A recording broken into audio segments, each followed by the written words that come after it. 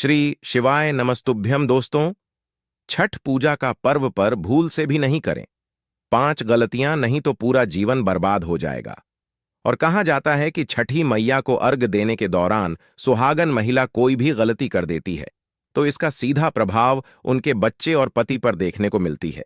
छठ पर्व का महत्व हिंदू सनातन धर्म में विशेष स्थान रखता है और इसे मनाने में सावधानियां बरतना आवश्यक है। मान्यता है कि अगर कोई महिला छठ पूजा के दौरान कोई गलती करती है तो इसका असर उसके परिवार पर विशेषकर और बच्चों पर पड़ सकता है। इसलिए सुहागन महिलाओं को इस व्रत में पूरी श्रद्धा और भक्ति के साथ सावधान रहकर पूजा करनी चाहिए ताकि किसी प्रकार की अशुद्ध या गलती ना हो। यह पर्व हर साल दीपावली के बाद कार्तिक मास की शुक्ल पक्ष की षष्ठी तिथि को मनाया जाता है और इसे संतान सुख स्वास्थ्य और परिवार की सुख शांति के लिए अर्पित किया जाता है। कई महिलाएं व्रत तो रखती हैं लेकिन छोटी छोटी गलतियां कर बैठती हैं जिससे उन्हें पूजा का अपेक्षित फल नहीं मिलता। इस वीडियो में हम ऐसे कुछ सामान्य गलतियों पर ध्यान दिला रहे हैं जिनसे बचकर महिलाएं छठी मैया का आशीर्वाद पा सकती हैं।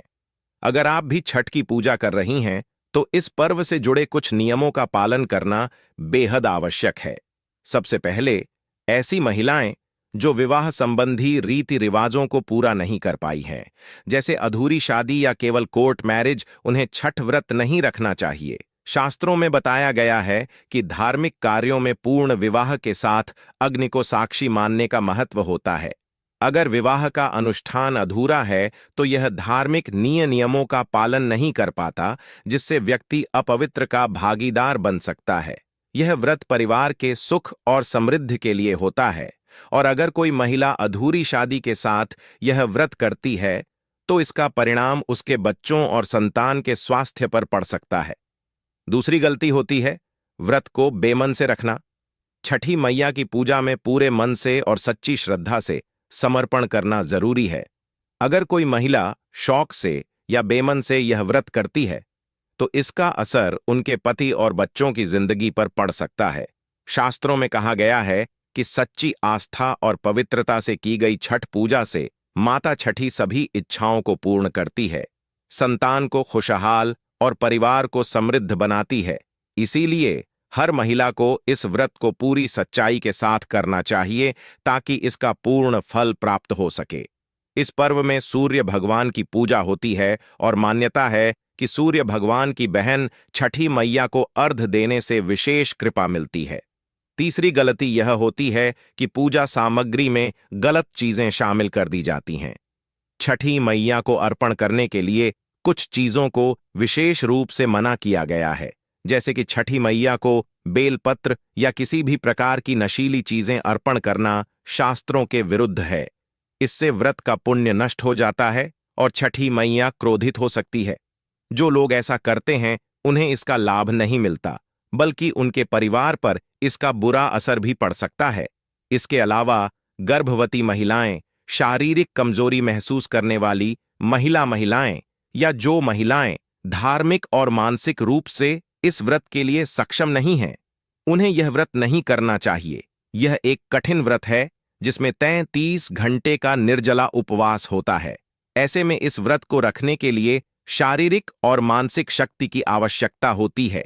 अतः जो महिलाएं किसी कारणवश इसे नहीं कर सकती, उन्हें यह व्रत रखने से बचना चाहिए ताकि उनकी सेहत पर इसका विपरीत प्रभाव ना पड़े।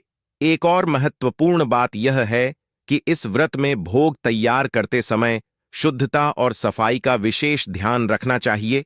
छठ पूजा में इस्तेमाल होने वाली सारी सामग्री जैसे फलगन्ना और अन्य पूजा सामग्री को एकदम पवित्र रखना चाहिए। अगर पूजा के दौरान शुद्धता का अभाव हो जाए तो व्रत का फल प्राप्त नहीं होता। इसीलिए जो महिलाएं छठ पूजा करती हैं उन्हें इस बात का ध्यान रखना चाहिए कि पूजा स्थल और सामग्री एकदम स्वच्छ हो। घर की सफाई और पवित्रता का विशेष ध्यान रखना चाहिए। अगर आपने यह व्रत पूरे मन और श्रद्धा से किया है तो यह पर्व संतान और परिवार के लिए आशीर्वाद स्वरूप माना जाता है। जो महिलाएं पूरे विधि विधान से इस व्रत का पालन करती हैं, उनकी सभी इच्छाएं पूरी होती हैं, संतान के लिए सुख समृद्धि मिलती है और परिवार में सौभाग्य और धन संपदा की प्राप्ति होती है। छठ पर्व केवल एक त्योहार नहीं बल्कि आस्था, श्रद्धा और समर्पण का प्रतीक है। इस व्रत में महिलाओं के मन में आस्था का होना सबसे जरूरी है। शास्त्रों के अनुसार इस व्रत को सच्चे मन से रखने से व्यक्ति के पाप भी खत्म हो जाते हैं और उसे मोक्ष की प्राप्ति होती है। छठ पूजा का व्रत पूरा करने से छठी मैया स्वयं आपके पूरे परिवार की रक्षा करती हैं। अब जानते हैं कि छठी मैया को ऐसी कौन सी चीजें हैं जो अर्पित करने से बचना चाहिए, अन्यथा यह पाप माना जाता है। सबसे पहला नियम यह है कि सूर्य देव को अर्घ्य देने के लिए केवल तांबे के लोटे का ही प्रयोग करें। भूलकर भी चांद, स्टील, शीशा या प्लास्टिक के बर्तन का उपयोग न करें, क्योंकि इससे व्रत का असर कमजोर हो सकता है। दूसरे नियम में ध्यान देने वाली बात है कि व्रत के दौरान घर में कभी भी मांसाहार ना पकाएं और ना ही किसी को खाने दें। साथ ही इस दौरान शराब या धूम्रपान जैसी चीजों से भी दूर रह, क्योंकि यह पूजा की पवित्रता को भंग कर सकता है।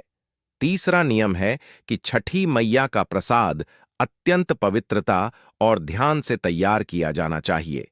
प्रसाद के लिए हमेशा ताजे मिट्टी से लिपेक्स बनाना हो तो गैस स्टोव को अच्छी तरह से साफ कर लें। पहले से उपयोग किए हुए चूल्हे पर प्रसाद बनाना अशुभ माना जाता है, इसलिए नए चूल्हे का ही प्रयोग करें। चौथे नियम में विशेष ध्यान रखें कि सूर्य को अर्घ्य देने से पहले कभी भोजन ग्रहण न करें, क्योंकि इसे बड़ा पाप माना गया है। केवल पहले और दूसरे दिन जल अर्पण के बाद ही भोजन ग्रहण करें। खासकर वृद्ध लोगों को पांचवें नियम में ध्यान दें कि यदि आपने मन्नत मांगी हो और वह पूरी हो गई हो तो मन्नत के पूर्ण होने पर विशेष पूजा जरूर करें, वरना इसके नकारात्मक प्रभाव का सामना करना पड़ सकता है। छठे नियम में प्याज और लहसुन का प्रयोग पूजा के दिनों में बिल्कुल ना करें। माना जाता है कि इससे जीवन में नकारात्मकता बढ़ सकती है। सातवें नियम में बताया गया है कि व्रत करने वालों को 4 दिनों तक जमीन पर ही सोना चाहिए और छठ पूजा वाले कमरे में ही अपना आसन लगाना चाहिए। इससे आपका व्रत संपूर्ण होता है और बीच में कोई विघ्न नहीं आता। 8वें नियम में इस बात का ध्यान रखें कि जिस स्थान पर प्रसाद बन रहा हो वहां सामान्य भोजन भी ना बनाएं और उस स्थान पर भोजन करने से भी बचे। इससे प्रसाद की पवित्रता बनी रहती है। 9वें नियम में कहा गया है कि प्रसाद बनाते समय हाथ में नमक नहीं लगना चाहिए। प्रसाद में नमक का कोई उपयोग नहीं होता, इसलिए इसके संपर्क से दूर रह। 10वें नियम में छठ पूजा के दौरान अपनी वाणी को संनियमित रखें और गंदे विचारों से बचे। यह भी कहा जाता है कि व्रत में मन में पवित्रता होनी चाहिए ताकि छठी मैया का आशीर्वाद प्राप्त हो सके।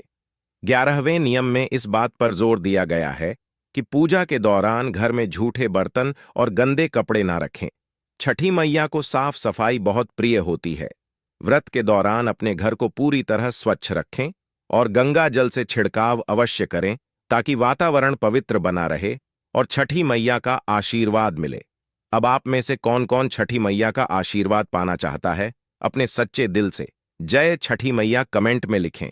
दोस्तों, आने वाले छठ महापर्व के लिए आप सभी माताओं बहनों को ढेर सारी शुभकामनाएं।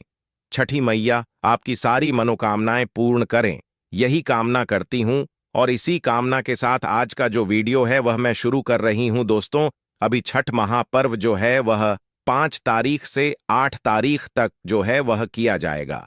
ऐसे में बहुत सारे बहनों के मन में यह प्रश्न आते हैं कि दी पीरियड्स अगर हमें आ जाता है, मासिक धर्म जो रजस वाला धर्म है वह आ जाता है, तो ऐसे में हमें अर्घ जो है वह किस प्रकार से देना चाहिए? क्योंकि छठ महापर्व में अर्घ का विशेष महत्व जो है वह बताया गया है और इसमें उगते हुए सूर्य और डूबते हुए सूर्य देव को अर्घ दिया जाता है और इसी के साथ पूजा जो है वह समाप्त होती है। फिर इस व्रत का पारण किया जाता है। आप सबको पता है कि छठ महापर्व जो है वह महापर्वों के रूप में मनाया जाता है और ऐसे में बहुत सारी बहनें हैं जो व्रत करती हैं और इसी दौरान उनको पीरियड्स या मासिक धर्म से गुजरना पड़ता है। तो उनको क्या करना चाहिए, किस प्रकार से अर्घ देना चाहिए, क्या नहीं करना चाहिए, आज के वीडियो में सारा कुछ बहुत ही डिटेल से बताऊंगी।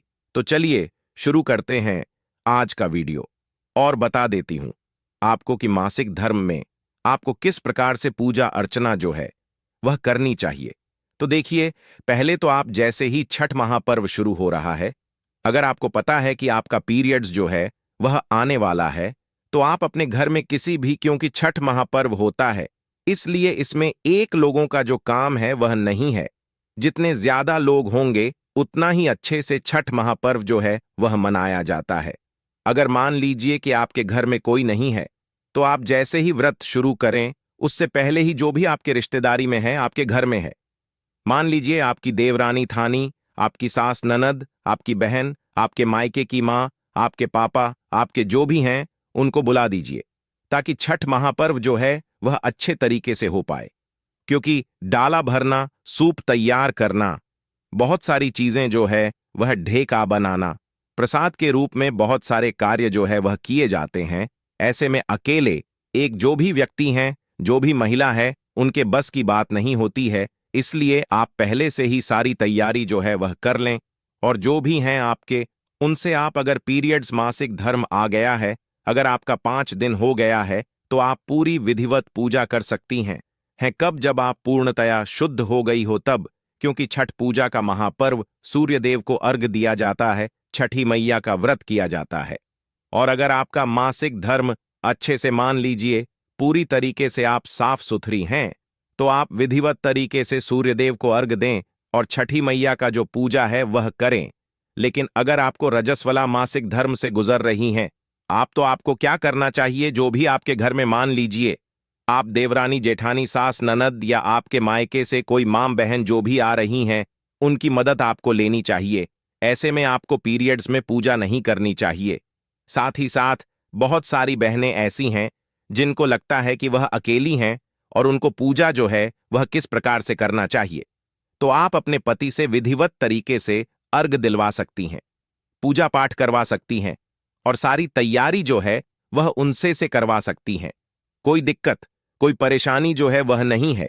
कई बहनों के यह भी प्रश्न आते हैं कि दीदी, डाला अगर भरना है, क्योंकि जो पति होते हैं वह उस तरीके से नहीं कर पाते हैं, तो हमें किस प्रकार से करना चाहिए? तो देखिए, आपको, अगर आप रजस्वला धर्म में हैं, तो आपको अच्छे से स्नान आदि से निर्वत हो जाना चाहिए। डाला आप सजा दीजिए, जो भी चीजें हैं वो अच्छे से आप रख दीजिए। उसके बाद गंगा जल का छिड़काव कर दीजिए। छठी मैया है, उनसे माफी मांगिए कि घर में कोई नहीं है, तो आपको ये सारी चीजें जो है वह तैयार करना ही पड़ेगा। लेकिन आप भूल के भी अर्घ वगैरह जो है वो ना दें। बहुत सारी बहनों का यह भी प्रश्न होते हैं कि उनके यहाँ पीरियड्स या मासिक धर्म में ये सारी चीजें जो है वह की जाती हैं, तो आप व्रत कर सकती हैं। व्रत में कोई मनाही नहीं है। आप विधिवत तरीके से नया वस्त्र पहन सकती हैं, नई चूड़ियां पहन सकती हैं, सब कुछ कर सकती हैं। लेकिन हमारे यहाँ की परंपरा है, जपीड्स या मासिक धर्म आता है, तो जो सिंदूरा होता है, जो सिंदूर होता है सखा वाला, वह नहीं छुआ जाता है। कब तक नहीं छुआ जाता है? 5 दिन तक नहीं छुआ जाता है। उसके बाद आप कर सकते हैं, मतलब 5वें दिन ही आप सिंदूर जो है, सिंदूरा जो है वह छू सकते। उससे पहले नहीं छुआ जाता, क्योंकि वह बहुत पवित्र बताया गया है। और उससे शादी, क्योंकि बहुत सारे श्रृंगार जो हैं वह हम पहले कर लेते हैं। सिंदूर का एक अलग महत्व होता है। सिंदूर शादी के बाद ही लगाया जाता है और पति के द्वारा लगाया जाता है, तो सिंदूर का जो महत्व है वह सबसे ज्यादा बढ़ जाता है। हाँ, आप आलता वगैरह लगा सकती हैं, आप लिक्विड वाला सिंदूर लगा सकती हैं, लेकिन पीरियड्स के दौरान आपको सूखा वाला सिंदूर नहीं लगाना चाहिए। जो लिक्विड वाला ब्रश वाला सिंदूर आता है वह आप लगा सकती हैं, उसमें कोई मनाही नहीं है। और जो बहनें ऐसा सोचती हैं कि मासिक धर्म में हम जो, मान लीजिए आर्ग है, वह दे दें, पूजा पाठ कर ले, तो देखिए जो आर्षि पंचमी की किताब है उसमें बहुत ही अच्छे से दिया गया है कि अगर जो भी वृत्ति इस प्रकार का कार्य करती हैं तो उनको दोष जो है वह मिलता है। इसलिए कभी भी रजस्वला धर्म में हमें पूजा पाठ जो है वो नहीं करनी चाहिए। अगर आपके जो भी नाते रिश्तेदार हैं वह कर सकते हैं तो उनसे करवाइए। देवन, जिठानी, सास, ननद, माँ, भाभी, बहन जो भी है उनसे करवा सकते हैं। जो भी अड़ोस पड़ोसी हैं उनसे करवा सकती हैं, क्योंकि मैं भी देखती हूं कि जैसे अगल बगल लोग हैं वह सब मदद करने आ जाते हैं। छठ पूजा में सब बहुत ही विधिवत तरीके से बताते हैं, करवाते हैं। जो भी आप उनको बताओ वह सब करते रहते हैं। तो मदद करने के लिए आप कहीं भी, किसी भी कोने में हो, सब जगह मदद करने के लिए छठ महापर्व में सब लोग तैयार रहते हैं। तो आप उनसे मदद करवाएं, उनसे अर्घ दिलवाएं अपने नाम का, और व्रत आप रखें, इस प्रकार से कर सकते हैं। या अगर आपके घर में कोई नहीं है तो आप अपने पति से, क्योंकि छठ महापर्व होता है, इसमें छुट्टी होती है। बहुत सारे लोग ऐसा सोचेंगे, नहीं हमारे घर में कोई नहीं है, अब आपको करना है पीरियड्स में, तो वो आपकी मर्जी है, नहीं तो महापर्व के रूप में मनाया जाता है। तो सब जगह छुट्टियां जो है वो होती हैं। ऐसे में आप जो सुबह और शाम का अर्घ होता है वो आप अपने पति के हाथों से दिलवाइन, जैसे मैंने बता दिया।